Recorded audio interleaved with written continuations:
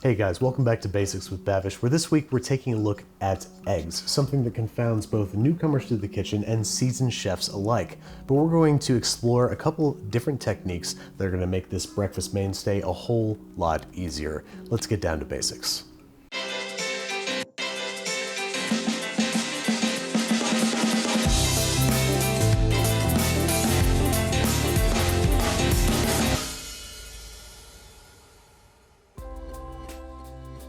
Basics with Babish and the all-new basicswithbabish.com are brought to you by Squarespace. Head there now to check out recipes from the show, kitchen equipment lists, my personal blog posts, and more. Get 10% off your first Squarespace order with offer code BABISH. Whether you need a domain, website, or online store, make your next move with Squarespace. Alright guys, so today we're taking a look at some of the more basic egg preparations. Let's start with a sunny side up egg, and if you use a biscuit cutter, you can get a perfectly round egg, perfect for sandwiches and really fussy people. This is totally optional. Either way, we're cracking an egg into a skillet over medium-high heat with some butter melted until foaming. Once you start seeing the whites set up, you can reduce the heat a little, but generally we want this to cook pretty fast so the egg yolk stays nice and runny. This pan, the T-fal Professional Series, is great for making eggs. I am not sponsored by T-fal, it's just a really great pan. You barely need butter because the eggs slide right off. Now if you cook the egg over higher heat, you'll get a really nice crispy bottom, but this takes a little bit more practice because the yolk will overcook more quickly.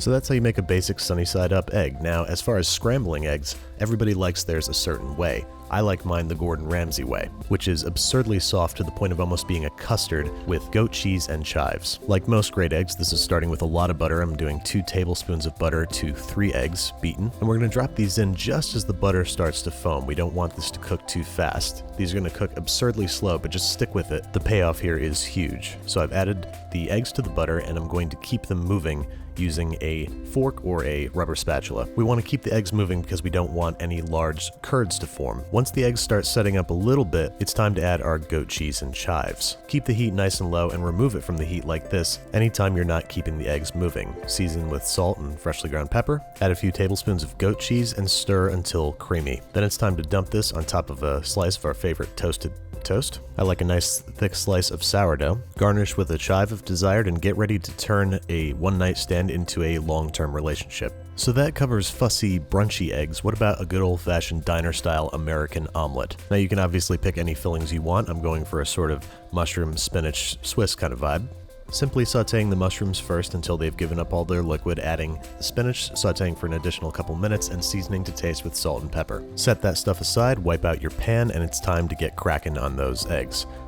Into a tablespoon of foaming butter, we are dumping 3 beaten eggs and immediately moving them around. This creates a smaller curd. The curd of an American omelet is obviously bigger than the scrambled eggs we were doing earlier, but smaller curds equal more tender eggs. Once they just start to set up, give them a good shake until they evenly coat the bottom of the pan. Hit them with whatever cheese you're using. I'm going to use some Gruyere, and nestle the fillings on one side of the omelet. Now this is all being done over medium-high heat, so we get a little bit of that browning on the exterior of the omelet. I like to plate mine up with a little bit of extra cheese. You'll notice that I'm shredding my cheese very, very finely. This is going to help it melt faster and more evenly. Season as necessary with a little bit of freshly ground pepper, and dig in. The texture we're looking for is a slightly dry, almost crispy outside with a creamy but not runny interior. And now let's look at an entirely different kind of omelet, the French omelet.